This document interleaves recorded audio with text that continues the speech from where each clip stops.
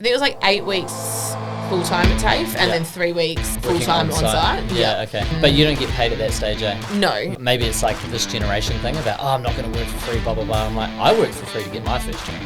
I think you've got to do whatever it takes if you want to do it. The first 2 girls that I moved in with, they had a fight. So they broke up being friends and then one of them. This is why I just can't deal with women. Because of freaking schooling and then this now.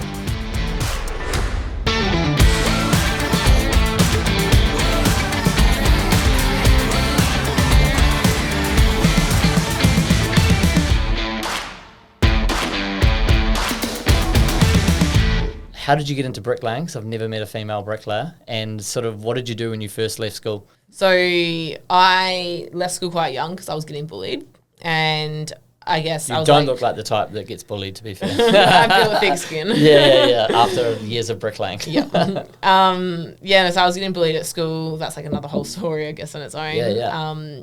And then I was looking, so from there I didn't know what I wanted to do. And then mum's like, I'm pulling you out of school. Like, you have to either get an apprenticeship or you're going to go to TAFE. And my sister was a hairdresser. And I think that like just at the time, it was kind of like a normal thing to do. Like, most girls that didn't want to go to uni were hairdressers. Yeah. It's like back when I was in school, Yeah, for sure. And then, so I started handing out applications to get an apprenticeship around that time. And then from there, I was signed in to do my Cert 2 at TAFE.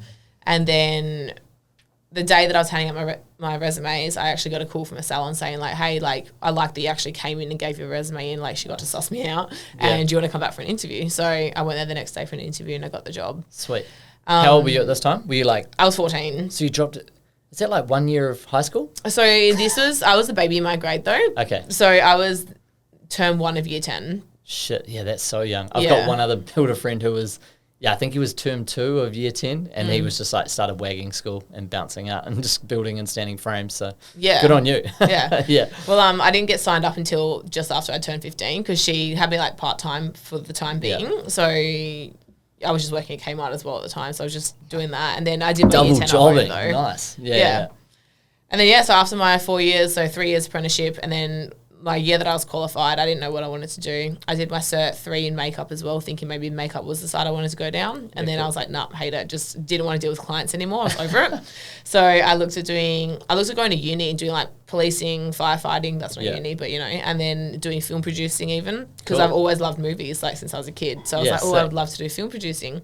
No. But did you how far did you get into like looking into it or trying? I went to quite a few of the open days, but then it was more the fact that like I've been paid for so long now, so the thought of going to uni and not getting paid, I couldn't do it. Yeah. Like, I physically could not have done it. I was 18 at the time. Yeah, I don't know how people go back from working to study. I'm like, shit, unless you can do both, but then you have like no free time. Exactly. Fuck, that must be painful. Yeah, exactly. Yeah.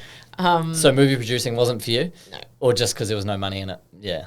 Oh, well, you have to go study. I was looking into studying, like that's the reason I dropped out of school as well. Like, well, obviously the bullying, but like I was never good at studying anyway. Yeah. And hence hairdressing. Yeah. And then nice. I was looking, I was like, I can't do anything. And then I was like, I'll try another apprenticeship, like look into apprenticeships.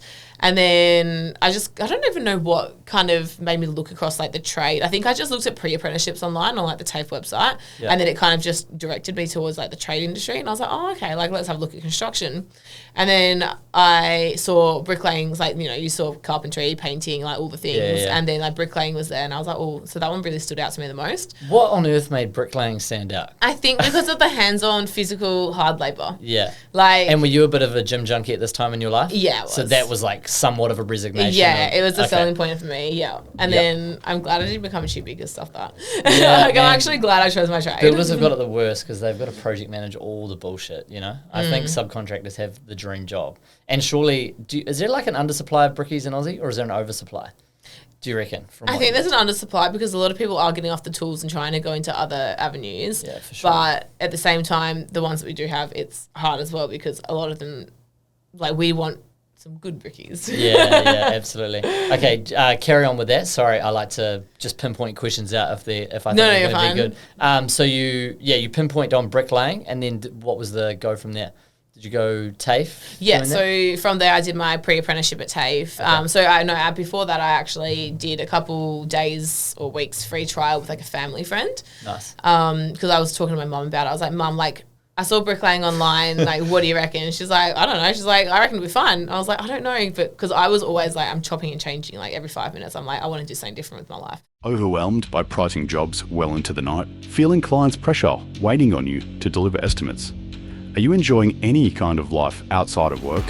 RapidQS wants to help you nail wins consistently, building momentum within the amount of jobs in your pipeline. Gain today by getting accurate pricing, receiving client confidence, and especially getting onto the job. RapidQS is your go-to for pre-construction estimates.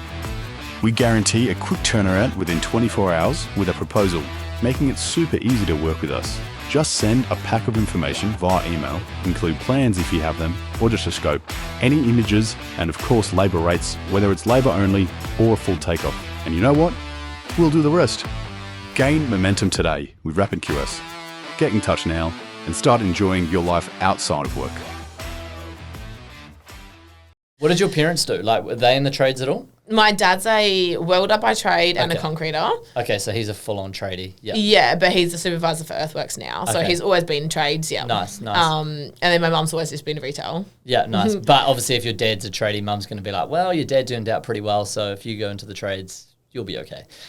Yeah, maybe. Yeah. I think she was just like, if you want to do it, like, what have you got to lose? And I was like, okay. And I remember I approached my dad and he was like, it's a hard job. Yeah.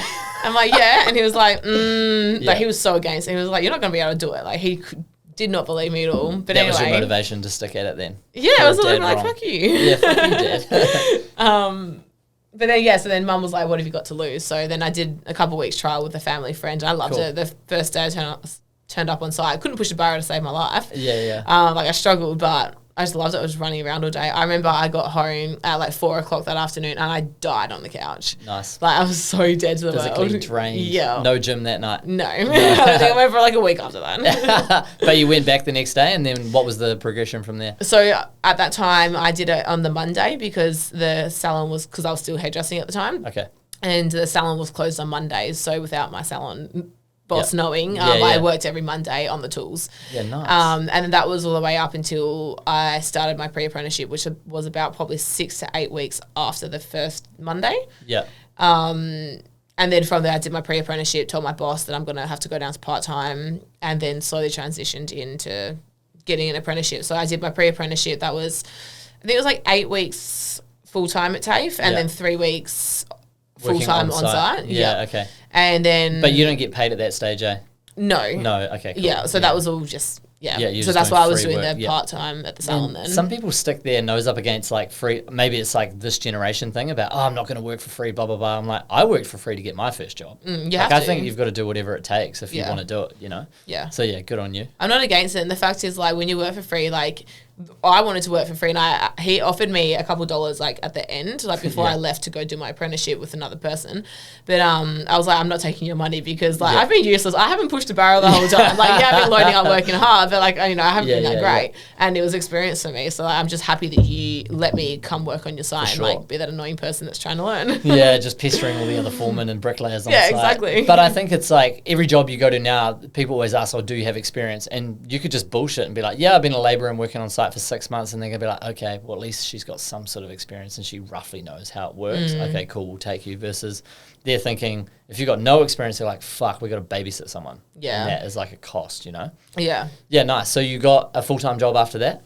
Yeah, so I did my pre-up, and then from there, when I did my site experience, there's the company I did my apprenticeship through back in Perth was the ABN Group, and they like take on apprentices through like a building company over there. Nice. And so they kind of got me on with my host trainer, and then it was confusing. So like they're the company, and then they have like their subcontractors under them. So my boss was like a subcontractor that worked for their like homes. Yep. So so they got me onto him, and then he had me out for my work experience, loved me, and then offered me the job. He offered me the job on the first day. Nice.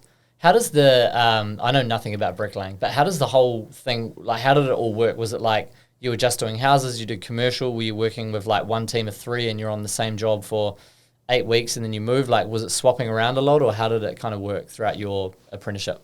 Yeah, so it's different now because I've obviously moved state, so I'm from Perth originally. And being here in Brisbane, I'm now working commercial, so it's a whole different ballgame. But Most of my best knowledge. Yeah. No, let's talk resi in Perth. Yeah, that'd be resi cool. in Perth. Yeah, cool.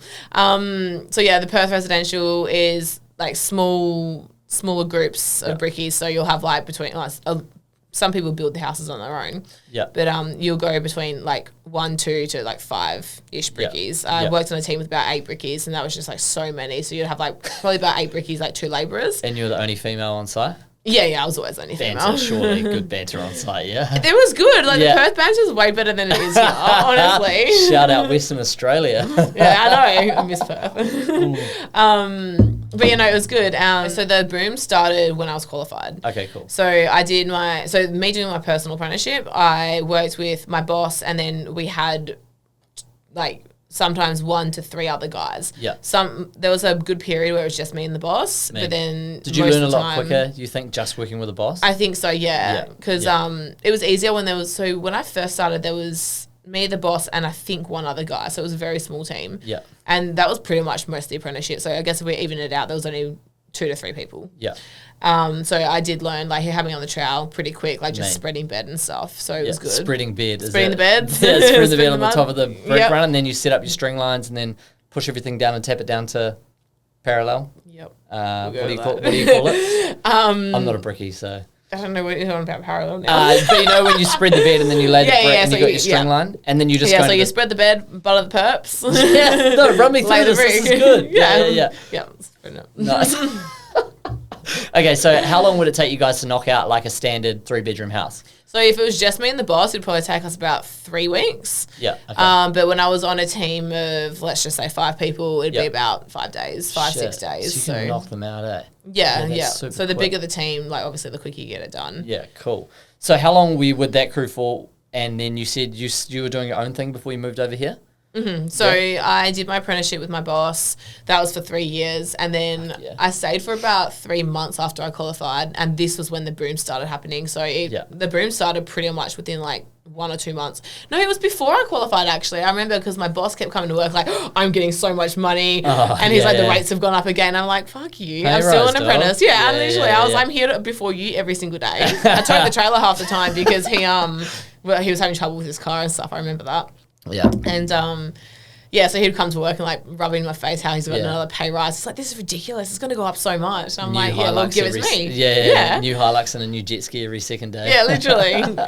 He was always a bit of a tight ass with his money though. Yeah. So he'd have good savings, which is good though, because 100%. At least he knows how to save. Yeah, because when I was over there, man, there was like so much about young guys blowing all their money just on like a brand new Maloo, brand new boat, brand new jet ski. And then everyone's like, man, if it doesn't last forever, and when it dies off, they're like selling all these like secondhand toys just to recoup some coin. The thing with Perth as well is that everyone's FIFO, so everyone's got like a lot of people have money there. So it's not even that; it's the fact that they are FIFO or they're getting paid a lot, so they just go buy their toys because when they come back for their swing off, they just want to go have fun, do some fun shit. Yeah. So then, like realistically, long term, like I don't know how to save. I live paycheck to paycheck. I have no savings. Seriously, have you always been that bad or? When I started my business, I put my tax and GST away. Nice. So I was good for that. Like I never went bankrupt or anything. Like thank God. My dad was like hard grilling me. He was like, Monique, all of the money you earn, you cannot use. And I was like, okay. So I literally saved like over 30% of each pay for tax, and then I put another 10%. So I put 50% of my pay away for tax and GST. Yeah, good. I got. But other than that, my weekly paychecks, I'm just spending. But that's only when you're in Queensland, yeah. Yeah. No, so how did you get your first contract? Was it contracting gig? How did you get your first sort of brickwork? Because so many questions we get is just like I literally got a question from a guy in Aussie today, about to go out on my own, finishing up with my boss. What would you suggest around, like risk analysis, how to get my first lot of work, et cetera, et cetera. Mm-hmm. Talk us through that. Because like you have no idea how many people want to know that process from finishing up with your boss and then getting your own work and then getting paid and then that whole process. It's different in each state from what I've noticed already, because I know that in Queensland you need your QBCC, which is your license to show that you're actually a tradie before you can actually go out and get work, because I've been looking at getting it done, but there's so much involved in it and it's actually really hard to get. So it's different, is it harder in Queensland than WA? Yeah. it's a lot money-wise harder. and time? I haven't looked necessarily too much into the money because of the fact that I've been trying to look at getting the business started. For sure. It's also the fact that like in Perth, when we rocked up to a job, this is like brickies. Yep. When we rocked up to a job, the sand and cement and bricks were already there, supplied for us. Labour Whereas only. here, we have to get the sand, cement, and everything ourselves as contract. well. So Yeah, it's yeah. completely different here. So the thought of me going out here on my own, I'm like, shit, I've got a lot to learn because I don't know any of that stuff. Like I was never good at quoting. I just rocked up to job sites and got an invoice and was like, done. Nice. So when you were in Perth, that was labour only, yeah? Yeah. So in Perth, it's subcontractors, so it's easier there. So you need your ABN number, your tax file, which everyone kind of has. And then from there, you need your public liability. And there's like another one that you need. Workers' comp, maybe? No. Yeah, I think it might be workers' comp because if you have people working under you, you need a... Yeah. So that's it's like ACC in New Zealand. Yeah. Okay, cool. So yeah, it's just... Yeah, it's definitely easier in Perth because like subcontracting. But I think that I've heard since I moved that they're cracking down a lot more on the subcontractors and it's harder. And I don't think you can actually subcontract as much on an ABN anymore. But everyone still, I think, can kind of work their way around it. So it'd be interesting to see what it's like. I'm pretty sure like all the brickies that I know are still just doing ABN. But how did you get your first, like, so the first contracts you got were just labour only, bricky jobs? Yeah. Was that through your old boss? Did you go door knocking? How did you get it? So the company that I did my apprenticeship with, the ABN group, they're quite big in Perth. Okay. They so they're within about 5 housing groups. So Dale Alcock, Home Buyers Centre, Celebration Homes, Webb and Brown Neves. So there's like 5 builders within Dale Alcock. Yeah. And then he's got the ABN apprentice training group underneath him. So everyone that works for the ABN group, like they have an apprentice under him. And if you have an apprentice under him, you're guaranteed work for the whole 3 years. Like you will not have a job. So if you don't have an apprentice through them and then they dry up with work, then they'll kind of they can kick you out because they're like, well, we have to cater for someone that's got an apprentice because they're loyal to the company. Yeah, I understand how that works. It's like the same, well, I suppose on a bigger site, they look after their wage guys first and all the contractors go because they can, it's easy. Yeah, so it's kind of like that if you like put in that term. Yeah, cool. So because I did my whole apprenticeship with them and then even when I changed from my apprentice boss to the new one, it was still within the same company. So I've always worked within the same company. So I've done a lot for the company as well. Yeah, but what was your angle to wanting to go in that? Did you just think, oh, I can make more money here because I'm getting paid per job, not by the hour? Yeah, so I think in the end, like my apprentice boss kept turning around to me. He was like, you're an idiot for going and working for someone else. Like you can do the work. Yeah, nice. So then I hit up one of the guys from the ABN group and was like, hey, like I'm thinking about going out my own. What do you reckon? Politely approach this contract. No, I love it. Yeah. And he's like, look, Monique, like we know you've won like every award since you've come here. Like we know you're like, you know, you can do the job. Yeah. So they had like no problem with getting me on my first job because they had known me through my whole apprenticeship and they were like, you're ready. He was like, if I was talking to Joe down the street that's been bricklaying for 6 years and, you know, he doesn't seem right, like I would say no to him, but like you're someone that I'd say yes to. Nice. So they helped me with getting started really. Yeah. They just helped me like with getting my job. They were like, when do you want to start? And I was like, let me get my trailer first. Yeah. Go buy a nice new trailer. And then, so I had to get all my tools and everything. And then pretty much from there, I was like, look, I think I'm ready to go. And then... Sweet. Yeah, set me up. And then also through that, I was looking at getting apprentices. So I had a second-year apprentice for a couple months there. Things didn't turn out well with him, so I had to let him go. Yeah. And then, so it was a battle with employees from that. But, so that was all, like, through. So it's, you know, when you're, I guess, doing your apprenticeship and even, like, getting into business and everything, it is best to make sure that you're always keeping a close network and keeping good relationships with everyone because like long term you never know who you're gonna need down the road that's gonna help you out as well. Yeah, but like how old were you at this time when you first started your own contract? 22. Yeah, so pretty. Like I didn't even 22. I think I was. Yeah. I don't even think I started my first building business when I was 24. So you beat me by 2 years. But I stayed at school till I was 17. But it was a waste of time, to be honest. I should have left way earlier. Yeah, cool. So you literally got like your first sort of labour only jobs from them. You went out hiring. Did you go invoice? Did you have to invoice and everything as well? Yeah. How did you figure that? Did you just figure it out yourself? I hit my dad up to hit me up. I asked my dad a couple of things, cool. But then it was also I like have a couple bricky mates. So my apprentice boss helped me, and then I had another bricky mate that is now a massive super. Like, he's got an earthwork company, so he's like a millionaire now. But anyway, he helped me out with the invoicing as well. Cool. So, and even the ABN group, they actually sent you like a dummy invoice of like how to do it. So they're like, you need to fill this out, and then just like send the amount. So pretty much if you had like let's say example, this is no exaggeration, $20,000 job. Yeah. When you're halfway through the job, so like every second week, I think they did their pays. Yeah. So when you're halfway through the job, you just put down like say 10 grand because you've half completed the house, and then you send it off to them. And then when you finish the house, then you put in the rest, which is the other 10 grand. So it was just 2 lots of payments for one job. 50%. Yeah, well, you can do it into 4 payments if you wanted to. Yeah, like cool. if I spent 4 weeks on a house, I'd probably do like the 4 payments. Yeah. Or if I did it in a week, then I'd do the whole lot in one. Yeah. But you had to be finished the house before you could claim the full amount. Yeah, for sure. How excited were you when you got your first contract payment? Look, it wasn't really that exciting. Was it more than what you're making on hourly rate though? Surely. Yeah, it was, but I just put it all away because I was just so scared of like tax. Yeah, I was so scared of getting hit in the long run. So I paid the boys, and then I probably wouldn't have made like a hell of a lot much more than what I was anyway. It's surprising, man. So many people think you're just gonna like as soon as you own a business that you're stacked. No, you don't. There's like way more pressure, liability. You work 7 days a week. Like it's crazy. And that's what it was as well. I was working every Saturday as well because I was like, oh, let's get it in. Yeah. But yeah, like now, like I think that if I didn't close my business to move here, I would definitely have money now. But because, you know, your first year of business is the hardest. And like, you know, that's where you learn your ins and outs. Like I had a massive tax bill last year because that was my first big tax bill that I had. So at least now knowing that as well, then I know like what. For future, Yeah, so you learn things. Yeah, good on you. So how long were you in business for? And then when did you leave Perth?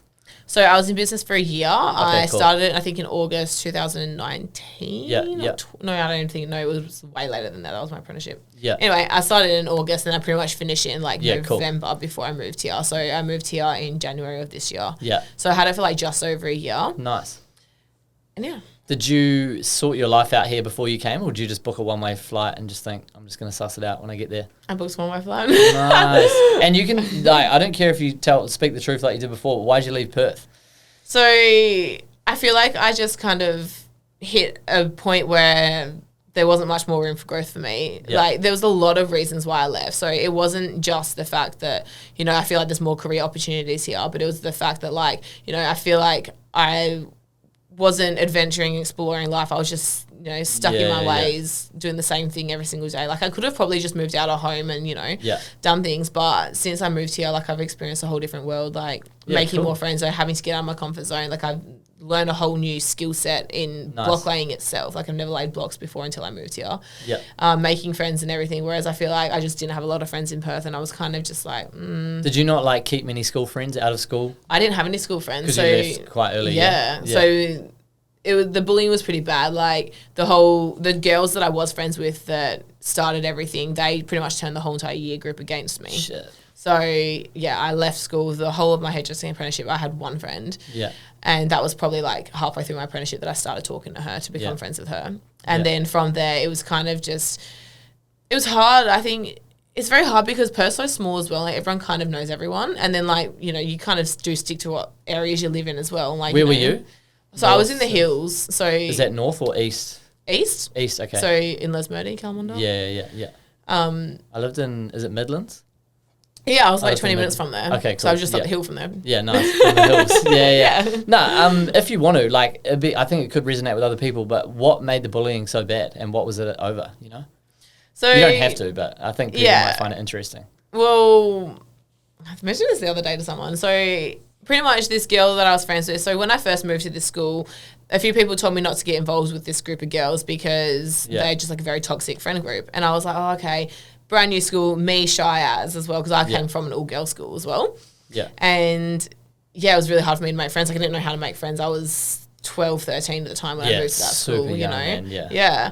And so anyway, this girl, her name was Lara. I'm just going to say the name. Lara would come up to me and then she'd start talking to me because she was sussing out why the other girl wasn't talking to her. It's like the first time. I remember the first time I met her. She was like, why isn't she talking to me? Why is she ignoring me? And I was like, I don't know. Yeah. And then she was like, I'm Lara, by the way. I was like, I'm Monique. And then we just end up seeing each other around, you know, as you do. And then you slowly become friends. And then, so yeah, it was about 6 girls in that group. And then, very toxic group. And obviously I didn't know any better because it was pretty much them or like, you know, you have a few other random little cliques and then you have like the popular group. Yeah. So I was just stuck with this toxic group. And then as soon as I started being friends with them, the popular group didn't want to bar me because they were like, nah, you're one of them. Yeah, you kind of like picked the wrong side. Yeah, pretty much, yeah. So anyway, I was friends with them for a while, and then long story short, the girl Laura, she worked at Kmart. I got her a job at Kmart because my sister was the manager there. Good on you. That's good karma points right there. Helping someone get a job, even if they are good or bad. I think the more you do good, the more good things will happen. Oh, yeah. Well, I helped her get a job. And then she ended up stealing from the store. And then I told my sister, because my sister was managing the store, and I told Taylor, I was like, you know, Laura's been stealing. And she's like, well, I have to report it. So she reported it to like the big manager of the store. And then I was like, Taylor, you do not mention my name. Like, she can never know. Anyway, so they had her in. She pretty much got fired. And then a couple days after that, she was like, Monique, how the hell did they know that I stole? They were like, you have to have said something. So pretty much she figured out that. How have you made new friends in Brisbane? What's kind of like your angle? Do you have a bit of a, you know, do you know anyone when you came here? I knew like 2 people from Kentucky when I did Kentucky last year. Where'd you go? America. Sick. Whereabouts in the States? I did from LA to Miami. Did you enjoy it? Yeah, it was amazing. That's I loved cool. it. Was it like bus the whole way? Yeah, it was a bus the whole way. How long was the journey? How many days? 26 days, I think the Kentucky was. 23 or 26 days in total. Wow. But yeah, a couple nights in like Vegas, Durango. Nice. You know, Grand Canyon, everywhere. It was good great. stuff. Yeah, it was good. Yeah, sweet. So you had 2 mates that were living in Brizzy back then, yeah? But I'm only really friends with one of them now, and I only see him like for a hike every now and then, so I'm not even that close. But one of the girls that's my best friend here, I actually met her through flatmates because she was looking at my rental that I was trying to get someone else in. So we became friends from that. Did you get a lease yourself? No, I've had a really shit living situation since I moved here. I'm in my 4th place since January now. Yeah, that's niggly, eh? Yeah. What, just living with bad people or bad... Yeah, so the first 2 girls that I moved in with, they had a fight. So they broke up being friends, and then one of them... Yeah, exactly. This is why I just can't deal with women because of freaking schooling and then this now. Yeah. And then, so I moved out with one of them. We got a new place. And then after 4 weeks of being there, she's like, I'm moving back with my mum. She's like, I can't afford it anymore. Like, I'm done. Like, I'm just over the stress. And I was like, you're kidding? So we have just got a brand new place for a year lease, $850 a week in rent. Yeah. How the hell am I going to afford that on my own? That's expensive. Yeah. So we had to break lease, and then so I moved in with another person for that. Okay. He was an absolute nightmare. So now I'm finally with someone else. Yeah, okay, cool. But, fingers crossed. Yeah. So in that process, I met my best friend now from checking out that place, and then some of them have been through her, and then I've just still got a small group. Like, I'm still trying to make friends. Yeah. But then I did a post on like Brisbane friendship girl group. Yeah, cool. And I made one friend from that. Nice. Well, man, one's better than none. Exactly. Hey? Yeah. Yeah, because I've travelled quite a bit like the last couple of years, and kind of like just sort of resided in Auckland now for a little while. But yeah, I'm a like real social person, but I've always stuck to like a sport. So like, do you meet people through the gym well? Because me through tennis, so easy. Like, I can rock up to a club for 5 days and have 2 or 3 people that I could, you know, become friends with, play matches with, and then ask on, you know, what's good to do around here, X, Y, and Z. Like, do you find any of that through the gym, people? I feel like it's a lot easier for men. Yeah. Because I even see that. So I've just started doing Fit Stop. I've been at F45 in another suburb. Cool. So I was at F45 before, and I made a couple of friends through there, but not a lot. But now I've just joined Fit Stop now, so I've been there for about 5 weeks. What's Fit Stop? Is that like Fit Stop's like it's like another F45 kind of thing, cool. But it's more like CrossFit based. Yeah. And like, you know, more weight training rather than cardio, like so much cardio. Yeah, sweet. Loving it, but it's definitely, you know, different little cults, I guess. Do they put on like social events and stuff, like Friday stuff? Do they do stuff like that? They did a trivia night a couple of weeks ago. Sick. I would suck at trivia, but good to go. Yeah, I didn't go because I was just new to the gym. Yeah, social Monique strikes again. But I want to start getting involved in them because that's what I like most about the group fitness classes as well, is that you do start making friends. But like, you sometimes make friends. It's hard. Like, I'm slowly getting there, but nice. What about through work? Like, what's your current work situation at the moment? Like, where are you at? How big's the team, crew? Like, are they friendly? Yeah, so crew's super nice. Love my crew. Cool. Love everyone on the team. There's about like 10 or 11 of us. Yeah. So some days there'll be 6 of us. Some days it's 11, depending on how many jobs are going. All commercial. So we'll be going doing building sites, 100 to 150 tradies of all different areas there. Like, we'll be on like 6-story plus buildings. So, you know, you've got everyone on different levels. Yeah, there's so much going on in Brizzy at the moment, man. It seems busy. Yeah. Yeah. But yeah, it's hard because I think, especially being like pretty much the only girl that's on the site, like, I feel like it's just not the same. Like, people just don't really talk to you because I don't know if they're just scared that, you know, I might turn around and put a claim against them because, that's what I've heard, like, people, But, people are just, it's just hard. You can't. I feel like it was easier in Perth making friends with the boys. Yeah. But then since I moved here, it's just like, nope, can't be friends with you. You're a girl. Like, it's just weird. It's different here. It's strange, man. Yeah, I think everyone I talk to feels the same thing coming from NZ to Aussie. I don't know if it's because some Aussies might be quite snobby, but it's a strange concept, eh? I don't get it. So what else do you do, like, weekend-wise when you're not working? What's your hobbies at the moment? Do you go home, see family and friends? Do they come see you from Perth? No, my mum and my sister came up once. Yeah. The rest of the family stayed there. Okay, cool. So hopefully next year some of them will make more of an effort to come see me. Nice. I've been back twice already, and I'm going back again soon. What's been the angle with your podcast, and what's kind of like your future plan, say, like 5 years? Because obviously you probably do you have a passion for bricklaying, or are you just doing it because you know how to do it and that's what you fell into? I do love bricklaying and I love the lifestyle of it. Like, I love that I can just take a day off work if I need to randomly during the week. I can leave when I want to because it's casual. Like, it's great. Oh, cool. But it's the security for me as well. Like, I do want to start having kids. I haven't got a partner, but there's other ways around that now. Throw out some more smiles on site. You've got like the best dating pool. If you're on a site with 150 dudes a day, they don't talk to you. Yeah, but throw out some smiles, man. You might get some reactions, I know you're the wrong ones. Yeah. But no, so pretty much, long term, I guess I do want to get off the tools like sooner rather than later. Sure. Do love bricklaying, but I want something that I'm going to get paid if I have a sick day, annual leave. Like, I want to get paid to have holidays and not just go on holidays and not get paid. That's tough, eh? And then security, like, I don't want to be pregnant on site and I don't want to have kids and be a bricklayer. Like, there's nothing, like, I want to be a house mum. I want to be a housewife. I want to... She wants to be a housewife. But so the plan is with the podcast, I am trying to get it to become a business so that it's like a bit of a connector. So pretty much, I guess if I see myself in 5 years' time, I'm going to be like meeting all sorts of tradies and networkers of life, and then I'm going to be able to like be connected and point them into directions. Like, oh, you need this. Like, I know this person. Like, I've met them through the podcast. I want to branch out and like create a product as well. So that's going to be like under there. Any thoughts? Like, have you had when you think build a product, what does your brain kind of tell? Like, what are you looking at? I have a product in mind that I want to do, but the thing is, it's money at the moment. So I just need to, like, for me to start doing it, I want to like set up and do it properly as a business. Is it a physical product or a digital product? A physical product. Okay, cool. Yeah, nice. Do you want to talk about it? You don't have to. I don't want to talk about it yet because I want to kind of keep it secret. Yeah, nice. Do you have a date in mind, like when you would think you want to try and have that up and running? Next year is going to be my year for looking into that. Nice. So the podcast is like something for now. It's like a little side hobby that I'm doing, and I do want it to be part of like the brand. Yeah, but ideally, like, I want this brand to be like the big thing, and then have the podcast as a side hustle. I want it to be like I want the podcast to be a community where people can come listen to, turn off, wind down. Also have like a bit of insight within the construction industry. Nice. Listen to the journey along the way because like I've still got more that's coming. Yeah. You know, it's just a bit of everything. Cool. Could you tell us about like how you? Sorry, you're good. Tell us like how many episodes have you done now? 20. About like 25 episodes. Yeah, because I know we both agreed on this, but I rushed through my first 20 because I didn't want to fall into that 90% failure stat. I think it's even more. But how did you, what lessons did you learn from the first 20? Was it hard? Was it easy? Like, pros and cons? Yeah, so I guess the podcast itself with like the editing and everything is really hard. Like, it's not just I have a podcast. Like, there's a lot involved. Like, it's another 7 to 10 hours at least of your week. So much time. That's keeping it minimal. So you're doing all the editing yourself? Yeah. Booking the guests? Calling people, and you have a partner with the a co-host as well. Yes, I've just brought on the co-host. Cool. Her name's Jess.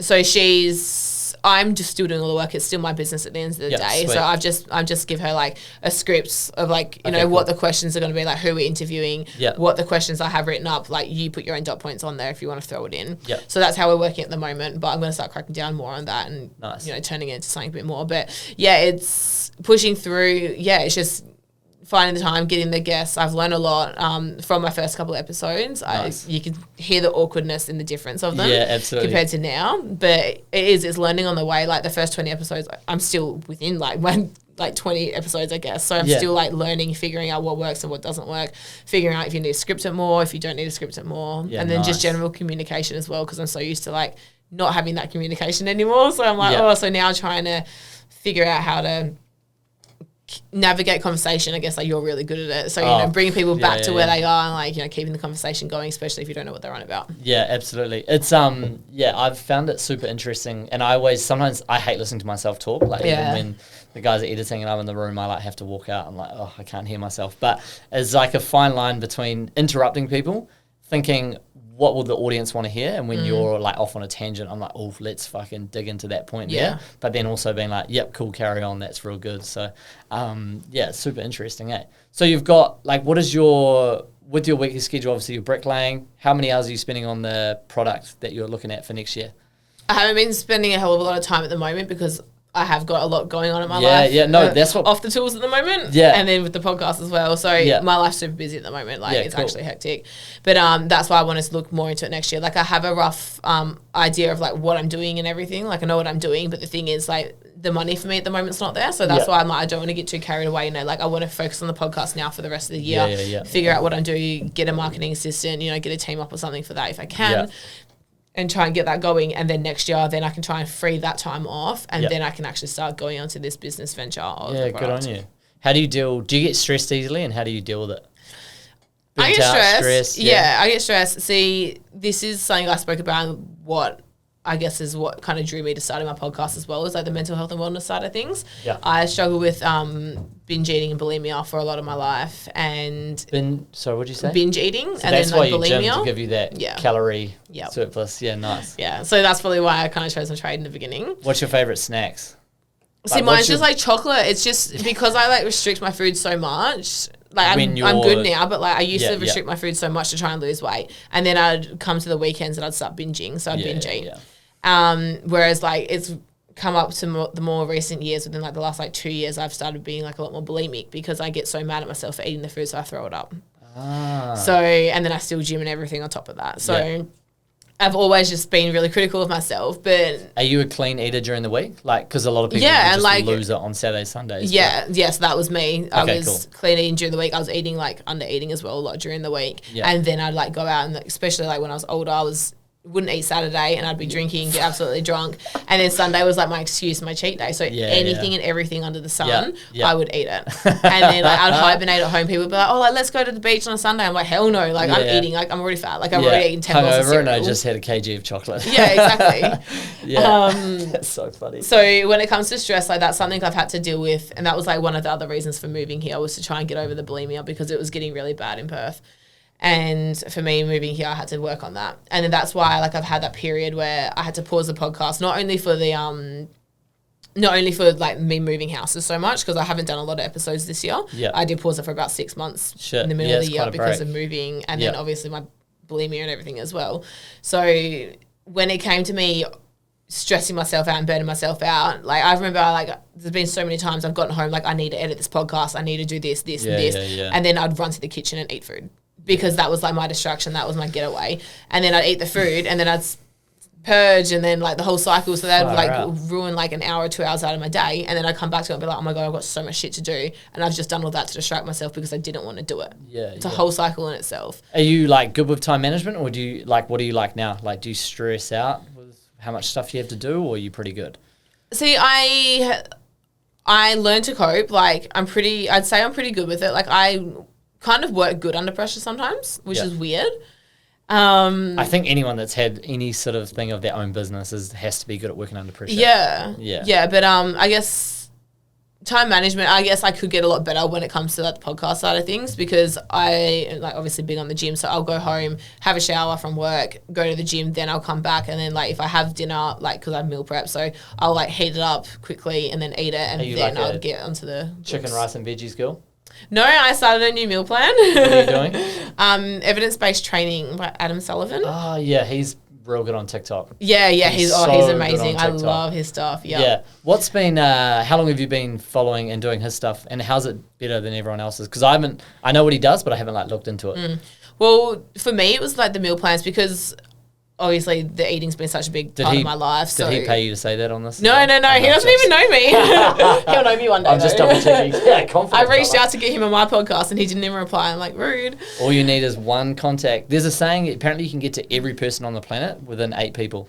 That's the saying I've heard. Yeah, that's probably pretty true, so like actually. you would know someone that knows someone boom, can get you there. Yeah. Anyway, carry on. What makes it different to other meal plans? So pretty much, I guess with me trying to like retrain my brain on the fact of like I need to stop under eating so that I stop overeating, and then I stop like just binging in general. It was the fact that I was just trying to like, I was eating my 3 meals a day, and then I'd still come home and be like, oh, like I want this. So I was just trying to like understand my body, understand like what I do and don't need, and like controlling my emotions so that I'd stop doing it.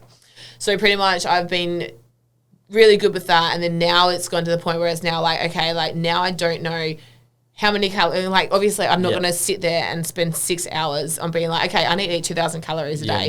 How many macros of this do I need? Like, I don't know. So it's a lot I'll pay someone to do that for me. Yeah, kudos to people that can manage that, man. But at the end of the day, there's literally no excuses to losing weight or putting on weight, because it is the same as accounting with finance.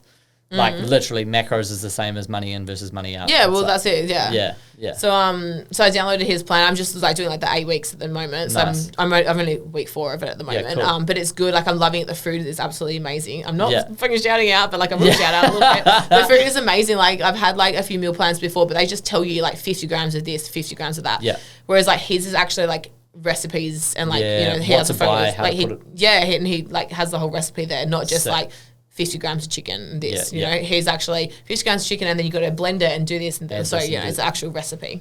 So you've got all your plans, like it's great. And like it's just bringing my mindset back to being like, oh, I can actually eat pasta with my salads at lunch. Yeah. Because I wasn't doing that. Whereas now I am. And I'm like, oh. Yeah. You sound like you're pretty like regimented though, like during the week. Like what's like your standard kind of day? Like what time are you up? What time are you on site? No, that's interesting. Yeah, so I'm up at 5. And half the time it's like 4:30, depending where the site is as well. But I aim for 5 and then I'm in bed at 8 o'clock every night. You're grandma, man. You're actual grandma. Yeah. Are you body clock at 5 or you alarm like? No, it's pretty much body clock. If I wake up a little bit before now, because I'm so used to 5 o'clock because we've been working closer to home. So I'll get up at 5. I'll do like 5 to 10 minutes of stretching every morning. Sick. And then if I have time, I'll go for like a 10-minute walk as well before I get my car and go to work. Do you listen to other podcasts? I do. Do you like do takeaways and study of how other people do stuff and you're like, oh, I could implement that? Or yeah, I've stopped listening to so much of like the health and wellness ones now because I feel like just with me and my like conditions, it was just getting too much bundled up and like, you know, like just too much going on. And like, you know, someone will be like, oh yeah, you chia seeds. So I'll be adding chia seeds to my food without realizing I'm putting on extra calories because I'm eating too much of it and stuff, you know. Man, nowadays it's literally information overload. It is. There's way too much now. So I feel like less is more in a way because now I'm only listening to like 2 podcasts. I don't listen to a hell of a lot anymore. I was like jumbling between them all. How, like, you must have other female tradies that you talk to. Do you guys like notice you guys are treated differently on sites at all? Or is it pretty like standard nowadays? Like there's no, you don't feel like anyone gets treated differently. You don't see yourselves get treated differently towards males and that? So I don't know what the word is. I don't know if it's like a bias thing. Say it. It's tradies listening. I don't know what the word is, but like I'm like, I don't like to think of myself as like a feminist. On site. Is that what you mean? Okay. So because I came up, I was brought like in Perth, like, you know, it's a bit different there, like, you know. So I hustled my way into it and I did it for my own personal reasons of getting into the trade, and I wanted to do it and I wanted to be there. And it's different now because I've been in the trade 6 years and I feel like the last like 2 years has become so much more like women in trades, women empowerment, which is great and I'm all for that. But I also am a little bit anti against when you have all these like accounts of certain people like presenting themselves fakely to get followers and stuff, and it's just like, well, would you actually want to do the trade or not? Because I can guarantee you if you move that camera, you probably don't want to be there. Yeah, that's a great point actually. So, but in saying that was kind of a bit off topic. That's all right. But I've met some girls and they're just men haters, and I'm like, why? Like, you have to, like, for me, you have to learn to be on site and be a tradie for sure. with that environment. You can't expect everyone to change around you. Like, obviously, yes, people can respect you and everything, but then when you're like fully going in there and complaining about like the toilet, like you kind of just have to deal with it. Come on, man. That's, that's like the environment you're in, you know what I mean? But yeah, like I don't have a hell of a lot of tradie friends, like girlfriends, sorry, I should say, because I have never really had many of them at all. Like, there was never really any in Perth. And then moving here, I'm in a chat with like a heap of girls, but a lot of it is just complaining all the time, and I just don't read it. I just get over it. I'm like, I can't be bothered. Life's too short to complain about all that bullshit. Yeah, and it's just complaining all the time. And if you don't like it, go do something else. Yeah, exactly. Like, I've always looked at my daily schedule, and I'm like, if there's too many days where something pops up that I don't like or I'm not happy with something, like, I'm the only person to blame if that continues. Yeah. And it's like, man, if you're sick of working around men all day, why the fuck are you on a building site with 148 dudes? And you know what I mean? Like, if I don't like flowers, I'm not going to go work in a florist. You know, like, simple as. So, yeah, it's really, really interesting, eh? Yeah, I must say, you must have very thick skin to be a bricklayer. It's pretty interesting. And surely your old man, being a concreter, taught you that. Yeah. Do you have anyone that's given you any, like, real good advice or any good, like, pieces of information that have resonated with you well in life? Motivational advice or anything? I think, like, the biggest motivation that I've ever received in life was literally my mum turning around to me and saying, when I told her that I wanted to do bricklaying as a trade, saying, what have you got to lose?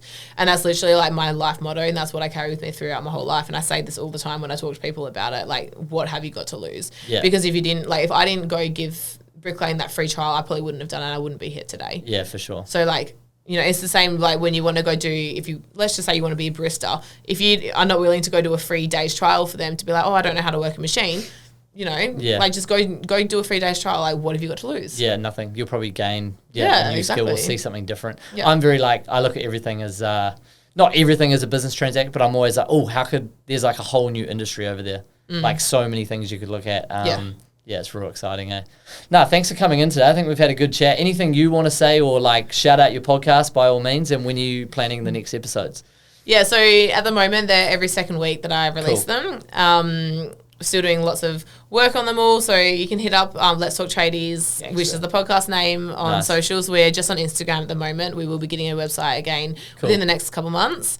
But feel free to message us through there. But at the moment, besides that, sorry if I went a bit off topic in some random bits. No, it's good, man. It's like, it's literally raw talk. It's nothing scripted here. Yeah, so exactly. It's good. Are you on Spotify and YouTube as well? I'm not on YouTube, but I am on Spotify. So pretty much wherever you get your podcast, so it'd be like Spotify, Listener, iHeartRadio. Easy, nice. You know, most of the platforms. Shit, you're on more platforms than us, I think. I think we're only long form on 2, so good on you. Yeah, okay. Nice, there you go. Awesome. Thanks for coming in. Much appreciated. Thanks for having me. Easy. Cheers.